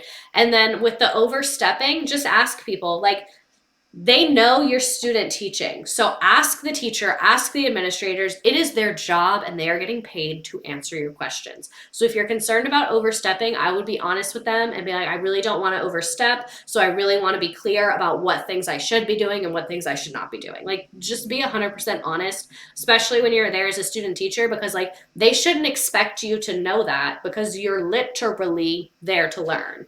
So try to not be nervous, but I know it's hard. What is your star sign, Capricorn? Also, you're the perfect teacher in my eyes. I would have loved to have you at any time during my public school teaching. I just need you to know I would have responded perfectly to your specific style of teaching. I feel like y'all think I'm a lot nicer and cooler than I actually am, and in reality, I'm like kind of annoying. Like, every time my students are working on something and I'm just sitting at my desk like answering emails, I'm like, wow, I'm really like not being misredacted right now. Like, misredacted would never do this. This is definitely the real me. um do you use Blooms? I don't know what Blooms is. Google Classroom, yes, or any of the EdTech website. They all seem interesting, but they all cost money, and I don't know if they're worth it. So my school pays for a lot of that. That's the other nice thing. At my last school, they did not pay for anything like that. At my new school, we have quizzes, Nearpod, um, a bunch of stuff that I've never heard of, IXL. Um, we have a lot. We have a lot of cool stuff. So I would say sign up for the free trial of a lot of things and then pick one or two that you think are going to make your life easier. So like one for me is I pay for Quizlet Premium because on Quizlet Premium you can like export a set and then you can put it into Blooket. I don't have premium Blooket because I don't need the premium features, but me paying that $30 a year for Quizlet lets me create a Blooket in literally less than 2 minutes. So that's worth it to me. So I would say like if you want to invest in something, try out a bunch of stuff on free trials, and whatever you feel like is going to save you the most time and energy and be the most impactful, I would spend on that. And I would also ask your administrators if they can pay for anything, because I don't want to like bust out my school, so I'm going to assume that this is allowed and this is fine that we're doing this. But I work at a Title I school, so we get Title I funding, and they use that for a lot of the tech stuff. Like that's not what the majority of the funding goes to, but the majority of the tech stuff was paid for in that way. So sometimes principals have discretionary funding that they can use for things. I would just ask. I already talked about AI. How do you stay unbiased when covering hard topics like slavery and terrorism? Primary sources. If y'all, and this is why I love teaching U.S. history, because the primary sources are in English. We're not biased if we're learning from multiple people who were there. I also like to have them read primary sources and compare the perspectives of those sources. There's a lot of cool stuff you can do with that. And I would also say just like be mindful of where you're pulling content from and be mindful of your own biases. It's really hard. Humans are naturally biased. Like humans are always going to have natural bias, but I think when you're reading from the people that experienced events, like we listen to the audio recordings of slaves talking about their experiences. We listen to people describing what it was like to be on the Middle Passage. Like if you're listening to the people that experienced it and learning from their perspective, I think that's the best way to avoid bias, is just from reading stuff from right then. How are you feeling today? Really good, but really tired. I had to go to 2 PDs today just because like that's how the schedule kind of shook out. And one was so helpful, but just like to teach all day. So I have first, second, and third period, and then I have planning, and then we have common planning after school. So I taught all day. I went to a PD during my planning period, and then I went to another PD during common planning. So it was just like a lot, but today was actually really good. So I'm really tired, but I feel like I learned a lot. Today went really well with the kids. My AP kids are watching Hamilton right now. They got that as a reward for doing a really good job on some stuff. So that was really fun because like they were really enjoying it. So that's always fun for me. Yeah, pretty good day. Least and favorite parts about teaching. Least favorite part is, I would say, how inefficient a lot of things are. Like, because I worked in corporate, I've seen what a company's technology looks like and when it works well. So to have to use technology that was designed in like 2004 is just really, really annoying. And then when we do things that are inefficient are really, really annoying. Like that's what I would say is like education being kind of behind and inefficient is very irritating. So like this is a prime example of what I'm talking about. In my portal, I can send a mass email to parents. That is so slay. But it does not automatically log it in the contact log because there's a contact log for each kid. Like you click on the kid and it has their contact log in there. I think if I send an email to their parent through this system, that email should automatically show up in the contact log. It doesn't. I'm supposed to go in every individual kid and copy and paste the email there in their contact log. So like if I worked at Amazon, that would never happen. You know what I mean? Like just stuff like that drives me insane. That's, I would say, my least favorite part. And my favorite part is like really gonna sound lame, but like I get to talk about history all day. And I have an audience that can't leave. Like I literally just get to do little activities and play games and talk about dead guys and make fun of their outfits. Like that's awesome. That's literally awesome. Like I didn't realize how dope that is. Like now when I'm at work, it goes by so fast. Like when I was at corporate, I would sit there and I would be like, I feel like I've been here for 14 hours. And now, like, we get to talking and I'm like, oh my God, it's already been an hour? It's already been an hour? Already? How? Here, yes, I will send you the link for questions. And I'm going to show you Nearpod as well. I'm going to do like a little sample lesson for you. Oh no, I lost my place.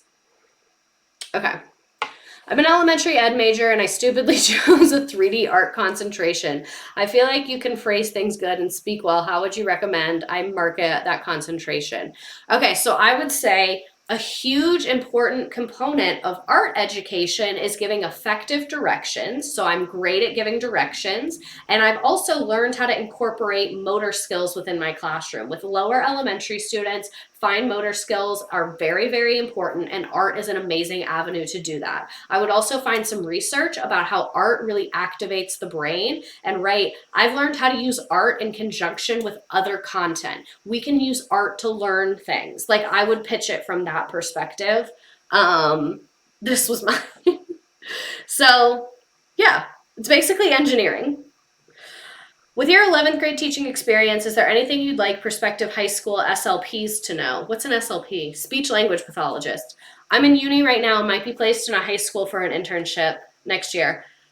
I would say, like, just, this probably isn't going to be what you want to hear, but like, if you have to collaborate with a high school teacher about a student, you need to understand they have like 100 students. So it's really, really overwhelming to us when you're like, you need to do X, Y, and Z for this student. So if we seem angry at you for that, it's not because we think you're wrong. We're just stressed out about how we're going to remember that when we have to deal with the needs of 100 different kids. So it's really hard to say like, oh, Johnny needs you to do X, Y, and Z with him when you're like already being pulled in 1,000 directions. So I would say like, try and make things as easy and quick as possible for them, and try and make things like really easy to implement for them, because it's really overwhelming to like try and do what everyone is telling you, because you got to remember like you're the speech language pathologist, but we have an administrator, we have a curriculum person, we have a behavior person, we have parents. Like we have a lot of people telling us what we need to do every day. So sometimes when we have another person, it's just like really overwhelming. So I would just like kind of move with like kindness and collaboration and stuff like that. And like if people seem angry at you, they're not angry at you. They're angry that they don't have a way to serve their students as effectively as they want to, is really what it is, like 99% of the time. I feel like high school teaching is not for the weak. I can't imagine having 100 kids to teach and grade their stuff. It is like a lot. Anything else? Did you have a hard time finding an APUSH US history only job position? Yes. That's my dream, but I feel like those positions are few and far between. I really lucked out. Like, I'm going to be honest with you. I lucked out. This is what I did, and this is what I would advise you. I was emailing schools and had talked to a couple schools, and no one was giving me what I wanted. Like, everyone was like, yeah, we have a social studies position. It'll be some US, some econ. Like, no one was giving me, yes, this is the only US schedule. So I found a teacher Facebook group for the area that I live in and posted in there. And I said, hey, I'm looking for an 11th grade US history position. Does anybody know of any schools hiring for that? And a lady DM'd me, she commented and DM'd me, and she was like, hey, my school has someone leaving their position this year. And like, I really just lucked out. That person gave a lot of notice. So I got to interview like on a normal pace. And because I was replacing a specific person, I was taking over their schedule. So I knew exactly what the schedule was going to be. Like, I really lucked out. So I would say the best way is like networking through people, like try and find people on Facebook groups, on LinkedIn, like wherever. And yeah, that's my biggest piece of advice. If your school does not provide curriculum, how do you chunk your year for US history? So my district provides a pacing guide that says how many weeks we should spend on each unit. And then how do you know how long it will take and when to cover certain events? Or do you know what's important enough to teach and what we can skip? I feel like everything is important, but I love history and these kids do not. So one, I teach a class that has a standardized test. They take a U.S. history EOC, so I go by the like blueprint of that test. So my district and my state have sent me stuff about like what percentage of the test is what standard. So I kind of use that as a guide.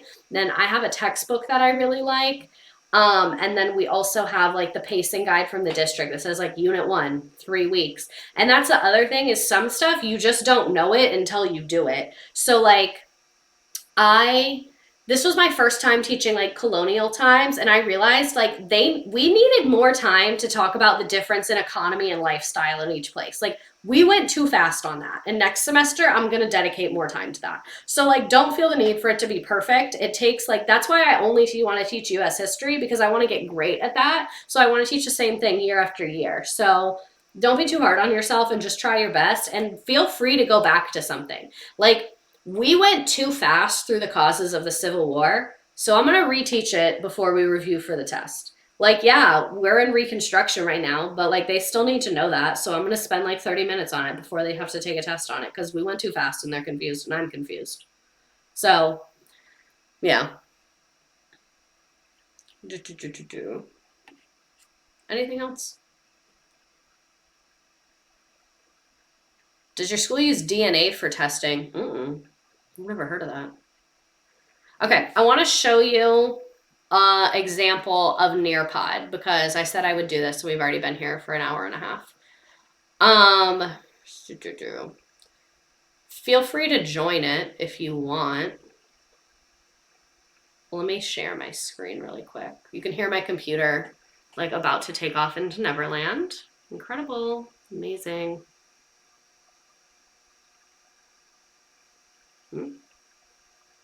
That didn't work. Goodbye. Why isn't this working? Ah, there it is. Okay. So, I hate when it does this, and I hate that you all can see it. It's just like very disturbing. Okay, so this is Nearpod. We love Nearpod.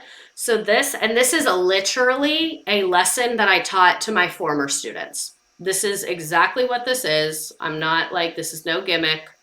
This is exactly what it is. So when they come in every day, this is what's on the board. They know to go to join.nearpod.com and enter this little code. I like this because they don't have to log in. They don't have to make an account. They don't have to, all you have to do is put in the code and put in your name. Oh, why didn't we do Gwyneth Paltrow? Because I kind of just wanted to do this, and I didn't have time to make good Gwyneth Paltrow slides, so I was like, we can't half-ass Gwyneth Paltrow, so let's just do this, and we'll do Gwyneth Paltrow another time. But anyway, I like to use Nearpod. This is why. So they put in this little code, and then this is an example of something that I would have them do at the beginning of class. This is stuff that they had already learned. Ew, why do people try and join live with me? Like, let's literally relax. This is stuff that they'd already learned, and this is matching. So you can see if they get it wrong, it tells them. This is the, where is it? The Besmer process. If they get it right, whatever. And it'll show you as the teacher how many tries they have. So that's really helpful. And you as the teacher control the Nearpod. You do the instructor paste and you control it. So this is what they work on while I'm like doing attendance and stuff like that. And then I give them a word of the day. I forgot that I did this, so I need to start doing this with my new students. So their word of the day is infrastructure, the definition, and then an example. And I give them a source of the definition. I do not use the same source every time. I pick the definition that I like best.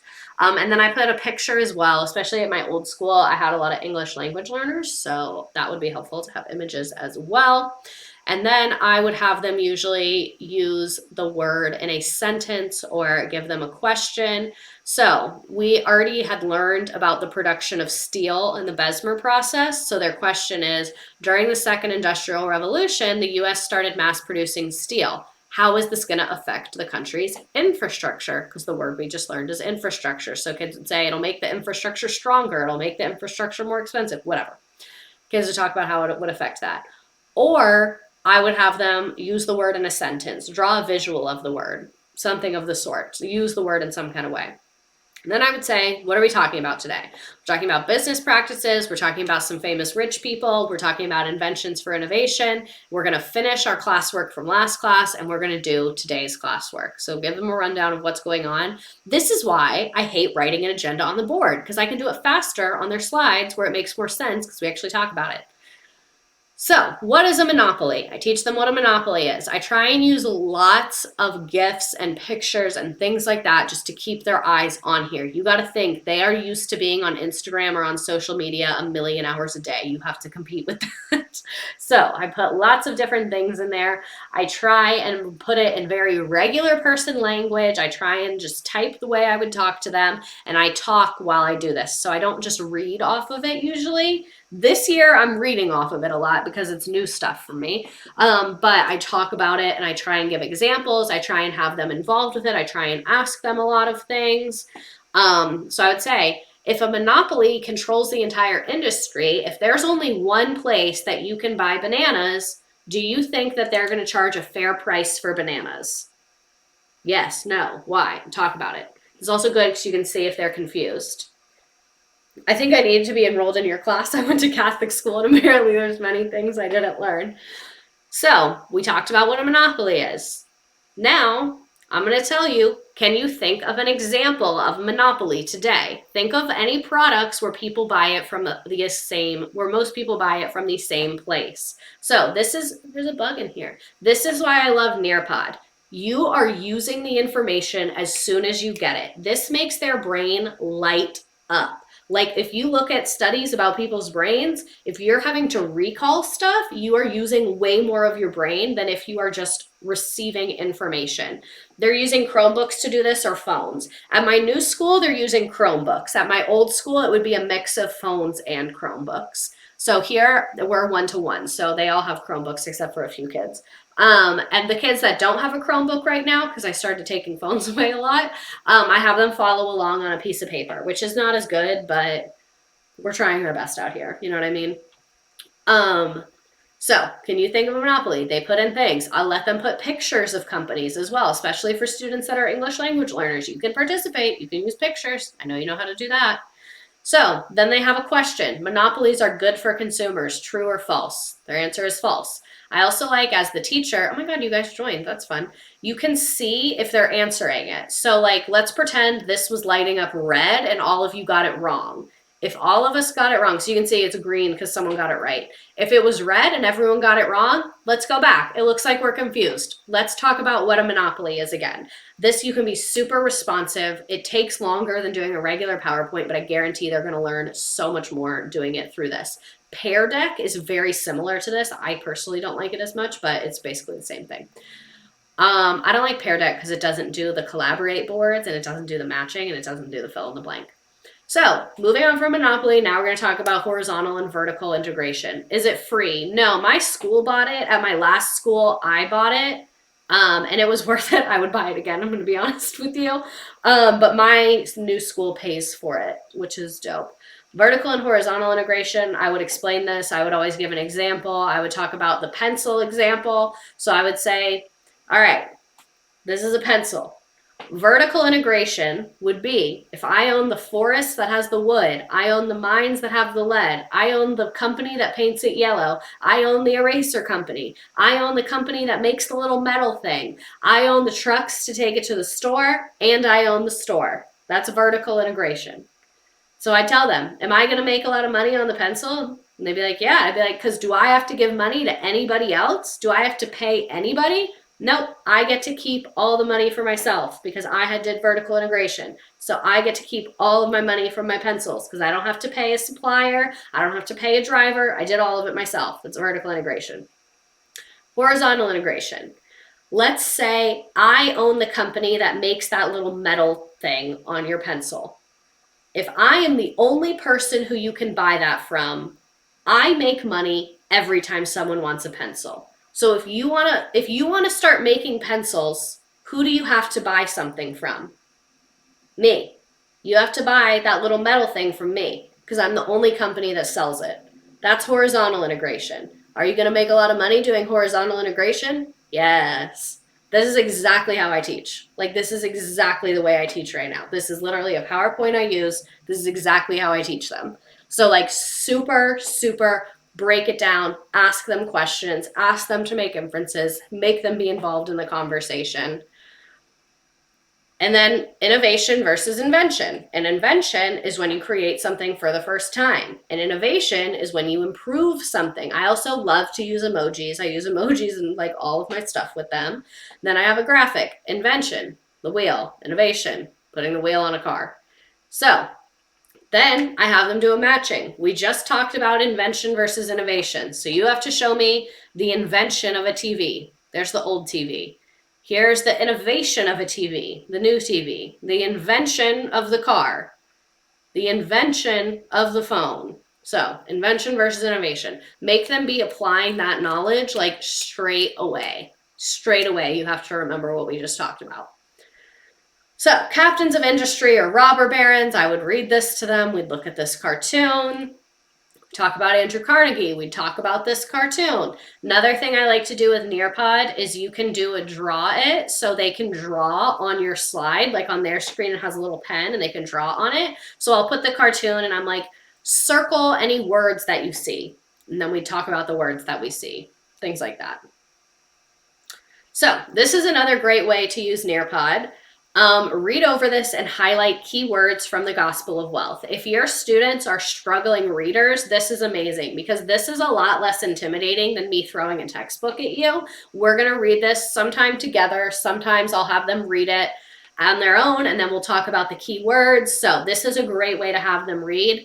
What I do is I will literally find passages like wherever I find them from the book, from Britannica, from Khan Academy, from whoever, copy and paste it onto the Notes app and take a screenshot and upload that. Have you ever thought about using the live streams for classroom or homework, building on previous work? I would be mortified if my children saw this, personally. I need a misredacted but for Eli. I'm sorry, I can't help you. I hope this is still somewhat helpful. So this is the little draw it tool. They can have a highlighter. So say, rich and poor, that's a keyword. Oh, I picked a color that's too light. Rich and poor, maybe judgment, wealth. And the first couple times I model this for them and show them how to do it. Another thing I like to do is I have like a touch screen board. I'll have a kid come up there and do it on the board. I also like to pick, because I have a few kids that don't have computers because they never turned it in before. I like to have them do it because I want them to be able to do it. You know what I mean? And sometimes I'll let them use my little extra laptop.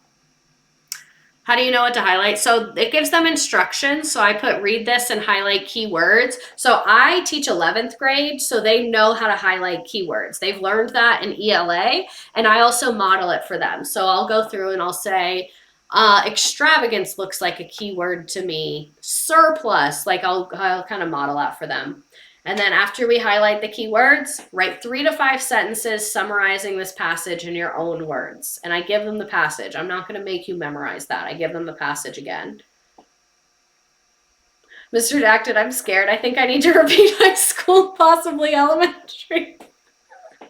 You're fine. I guarantee you're fine. So, more things, more slides. So how does the artist of this cartoon view Carnegie? What does the artist think about him? So it's showing Carnegie, giving away all of the whatever, and yeah, you analyze it as a class, they write about it as a class. Moving on to John D. Rockefeller, horizontal integration again. Then boom, this is what I was talking about with the draw tool on political cartoons. So they can make the instructions go away. I would say grab the crayon, circle anything that stands out to you or anything important you notice. So they might say, oh, I see right here it says Standard Oil. Right here I see a government building. Right here I see a government building. I see these guys right here. Oh, this looks like kind of a factory or something. So they circle the parts of it. Where do you find these amazing political cartoons and primary sources? My last district was really big into this, so they gave me a lot, and you can also just look it up. So like look up your standard primary source, or like US imperialism, political cartoons. And I would also ask the curriculum people at your district if they have anything as well. But there's a lot out there online for free. So as the teacher, you get to see everybody. So I would literally be like, oh, look at Ashton. Ashton did a great job here. And you can like share it with the class. Oh, you can give feedback now. That's new. That's cool. Sometimes my misredacted Nearpod is different than my school Nearpod. Like they have different features, which is interesting. But yeah, you can see what people are doing. So if you see that someone's not doing stuff, you can be like, hey, Timmy, get it together. They can erase. They can also do text and shapes. You can really go nuts on here. Oh, you can do GIFs in here? That's cool.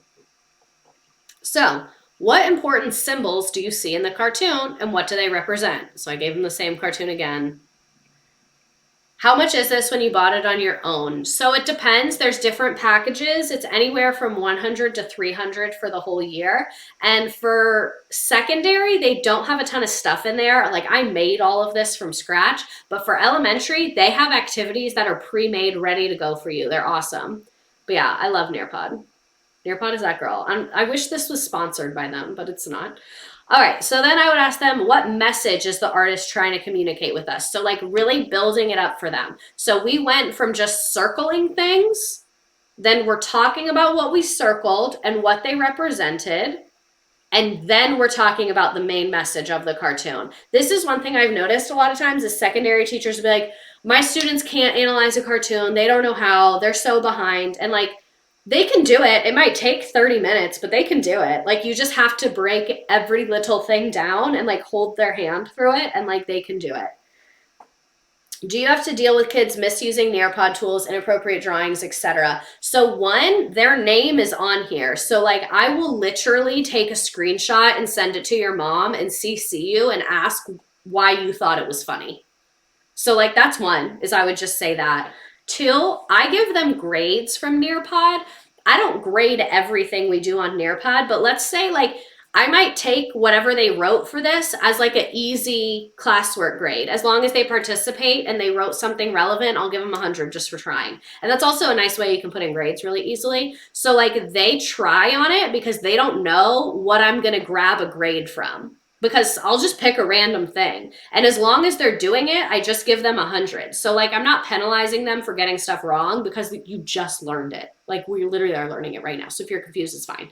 But yeah, so I would say like I would say once or twice a week, I pick like one random thing from Nearpod to grade just to like really keep them on their toes. Then Captain of Industry, JP Morgan, another political cartoon, Cornelius Vanderbilt, another cartoon. And then I had them match cartoon of Cornelius Vanderbilt.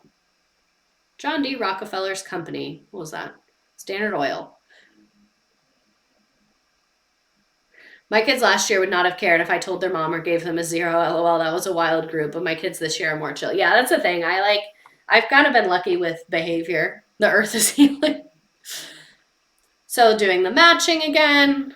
I think this is probably another collaborate board. Yep. Doing another one of these. This is the other big one. This was their assignment that they did. So you can see sometimes I'll fill in parts of it for them. And so they had done a really bad job on this, where they had to write an example of a business that uses horizontal integration and an example of a business that uses vertical integration. I told them they could make it up. I understand why they did bad on this. This is very hard. If you just learned what horizontal and vertical integration are and you don't know that much about business, that's really hard. So what I would usually do is I'll look at the assignment we worked on last class and be like, all right, what's one thing that they all did really bad on? Let me show them an example, go over the example, give them a few minutes to work on it. So like that's also going to save you time on grading because they'll do a better job because you kind of like show them stuff. And then we can move on to what we're working on today. So then I always ask, how do you feel about the content that we learned today? So I went super fast with y'all, but I just kind of wanted to show you like how I use Nearpod so that you could see it. Because the way I use it on stream with you all is very different, obviously, because y'all are adults who chose to be here. But I wanted to show people like a really concrete example of exactly what I use with the students because a lot of people are saying, oh, I don't really know how to use Nearpod. I've tried it. It didn't work that well for me. So this might not work for you, but this has worked extremely, extremely well for me in 2 different schools. So I recommend it. Let me see if any more people submitted questions. One thing I feel insecure about in becoming a teacher is that no one I see looks like me or acts like me. That's actually good. The kids will like you more because they hate teachers in general. So if you're kind of different than everybody else, a lot of times it gives you like a leg up. I know this is probably silly, but I'm a fat teacher with a lot of tattoos and I'm not bubbly. The tattoos will work in your favor. I'm more sarcastic, chronically online, and introverted. Is there space for me? Yes, because a lot of kids are chronically online and introverted. A lot of kids will look at you and be like, thank Christ, finally someone I can relate to. That's what you have to keep in mind, is that like you might not feel like you fit in with other teachers, but a lot of students feel that way. So the kids are going to probably respond pretty positively to you. All right, what time is class? I'll be there. I live in Ohio and work full time when I'm enrolling, not the AP. It's hard to see every teacher around me looking and acting different than me, i.e. the Starbucks and military wife kind of a vibe. No shade to them. It just makes me feel so different. I would just embrace that. And like the kids will admire you for embracing who you are, and seeing you be confident in yourself will be a very good thing, like overall for everybody, I think. Um, I feel like all my mentors are like, who the fuck is this? Yeah, don't feel bad because like, how do I explain this nicely? The education system is a mess. So unless your school is perfect, they really can't say anything to you, because if they're like, you're different than everyone here, do y'all have hundreds on every single thing? No. So let's try something different. Is your school one-to-one, or do they do Nearpod on their phones? My school is mostly one-to-one. We are one-to-one, but a lot of times, because I teach 11th and some 12th graders, if they did not turn in their laptop the previous year, they don't get a new one checked out to them. So I have a few kids who don't have one for that reason. A lot of them have tablets or iPads that they just own. So a lot of them use those, which is fine with me. And then in my AP classes, a lot of them use their phones, which is fine with me. And in my non-AP class, I take their phones up. So some of them have to use paper for stuff, or sometimes they'll split a computer with somebody else. It's not perfect, but, and that's one thing I really struggled with as a new teacher, is I was like, oh, I don't want to use this because not every single kid has a computer. They will still benefit from it. You have to think about your net positive things. So like, I have 100 students because 3 of them might have to follow along on a piece of paper. That's not great, but all these other kids are still going to benefit from this resource. And even the kids following along on a paper, they're still learning. It's not like I'm making them go sit in the hall and they don't get to do anything. They just are doing it in a little bit of a different fashion because of the current situation. So don't feel like, oh, if I can't do this perfectly, it's not worth doing, because a lot of stuff, like you can do it, and even if it's not perfect, it's still going to make things better, and it's still going to have a good outcome and be beneficial. So still like be willing to try stuff, and like don't be afraid to use it. The only thing I would say, are the kids able to look back on the slides? On Nearpod, it does not let them go back and forth. You can put it on student paced and it will let them go back and forth, but I like to be able to control their screens, because if I told you you have 5 minutes for this and you were screwing around that 5 minutes, we're still moving on. But what I do is I just save the Nearpod as a PDF and I post that on Google Classroom. So if they want to go back and look at it, they have it there. Are any teachers in your school still wearing masks or anything? Yes, a fair number of teachers at my school mask. I was wearing a mask when I was sick, obviously. As some of the kids wear masks. I wear masks sometimes I don't. But a lot of teachers do mask. It kind of depends. Like when I'm walking around and I'm really close with them, I'll put a mask on a lot. But when I'm speaking at the front of my room, I usually don't wear masks. I want everybody to hear me. And when I yell, the mask like gets stuck in my mouth. And yeah, when I was sick, I was, but if I'm not sick and I'm far enough away from them, I don't. So it just kind of depends on the situation for me, I guess. PDF, yes. On Nearpod, if you click the little 3 dots, there's an export as PDF button. At my last school, I was one of like 3 teachers that masked. I would say probably 30 to 40% of the staff wears a mask at my school. Like, it's not a majority, but it's a pretty big portion. All right, any other questions? What do your non-standardized tests look like? Do you do multiple choice essays or presentations? I hate presentations. I'm sorry. I really don't feel like sitting through that. Like, I just hate it. The kids hate it. I hate it. I don't like it. So usually my tests are multiple choice, and then I like to do short answer questions as well. So like my AP kids, their test is 40 multiple choice questions and 3 short answer questions, and they have an hour and a half for that. With my regular ed kids, they have 20 multiple choice questions and 4 short answer questions, but their responses are shorter. And they get like an hour and 10 minutes. So, mix of both. I use a lot of multiple choice because my AP students, they have an AP exam that's multiple choice. My regular ed students, they have a US history exam that's multiple choice. So, I'm going to give you tests that prepare you for the state test or the government test or the AP test or whatever test you're taking. But this was very fun. I really liked doing this. I hope that you guys got something out of it. This wasn't like my highest viewing we've ever had, but I feel like this was a really good conversation. I really, even though I'm like exhausted, I feel so right teaching. And I'm sure y'all could see it on my face. Like, this is what's important to me. This is what I care about. This is what matters to me. Like, I feel so good talking about this with you guys because I feel like it's making me better because I'm thinking about what I'm doing and thinking about, yeah, this works well, this doesn't work well. It's being helpful to you all. Like, I think having educators chat with each other like this is just like the most beneficial thing ever. This was my first stream to tune into, not a teacher, just vibing. I'm not a teacher, but I also really enjoyed hearing it. How many of y'all, I want to do a poll. How many of y'all are not teachers? I always forget how to do a poll on here, and you'll always remind me. Here it is.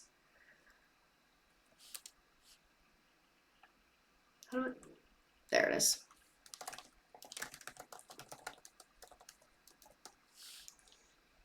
Okay, I'm doing this poll. I want to see what percentage of you are teachers.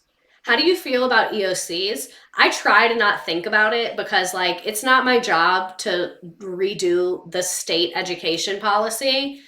I like teaching US history. It has an EOC. I'm going to get you prepared for that thing. Like, I try to not think about my personal feelings about standardized testing because that's not within my control. What is within my control is preparing you for that. And honestly, like, even though I don't think standardized tests are great, I'm good at preparing kids for standardized tests, and I'm a good standardized test taker. So, like, I'm honored that I get to support kids in that way. Even though I know this is not ideal, I'm glad that I know how to effectively prepare them for it because it is the situation that we're in. Do I think that they should have to take it? Do I think that standardized tests are a good measure of student learning? Do I think they help kids? Not particularly, but we're in the world we're in, so I want you to do well on it. Oh my God, the vast majority of you not being teachers is like absolutely hilarious to me. That's so funny. I'm going to do another one that I feel like will be more accurate. Ugh, it doesn't let me do 2 at once. 8 teachers is crazy. I feel like a lot are in school to be teachers. That's what I'm going to put on the new one. How do I end this? No, I don't want to report the poll. I guess I just have to end it. I feel like a lot of teachers left early or too tired after a long day. And thank you. Holy shit. A lot of you gave a lot of money to the computer fund. We love this. Oh my God. Miss Andrew Street, that was your cat watching the stream. Fraz sent it to me. Thank you for going to her. I don't know where you sent it that I didn't see it, but literally iconic. Also, thank you to Madison Jones. Thank you to Elizabeth. Thank you, James. Thank you, Catherine. Thank you to another Elizabeth. Thank you, Laura. Thank you, Kristen. Thank you, Jessica. Josie, your Trump profile picture. Emily, Kayla, Lauren. We love, we love. We're very close to the goal. Oh my God, we're literally like a little over $100 shy. That's incredible. Okay, I'm going to do another poll. Poll. Answer.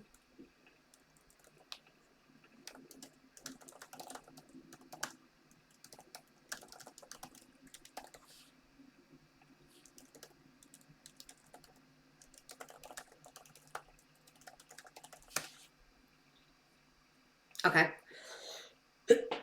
I'm doing another one.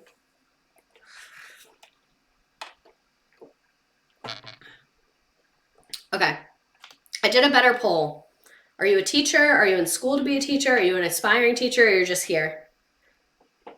I love that y'all still sat through this. Even if this was just for me and like 2 people got something out of this, worth it. I don't know what I'm doing next week. Sorry. You can tell I'm a hot mess express. Oh, for those of you on TikTok, you have to come to Twitch. I'm sorry. That's where all the cool stuff happens. Okay, these numbers are making a little bit more sense. Oh, used to be a teacher. Another good one. Got so much out of this. Thank you so much. Here for the vibes. Well, I'll let this poll run out, but this was very fun. I hope that you all enjoyed this. I appreciate you bearing with me as I did not have time to make my Gwyneth Paltrow slides. I find so much comfort in listening to your streams. Aww. We're back on Wednesdays now. I know I had to do the Tuesday thing for a minute. We had a bunch of events for school. Boring, lazy, sloppy, all of the things. I'm just here, however, after listening to the stream, specifically after listening for months, I kind of want to be a teacher.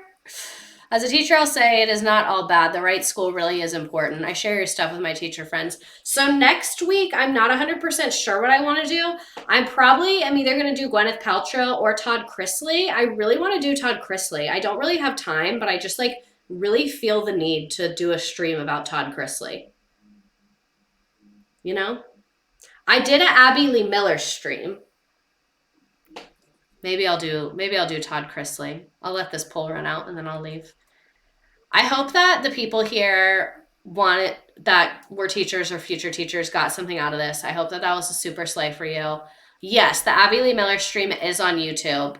All righty. Thank you all for being here. I hope everybody has a great night. I hope that you got something out of this. Goodbye to TikTok land, people. Love you so much. Thank you all. This is always the highlight of my week. I will see you next week where we will probably be talking about Todd Chrisley. Have a great night and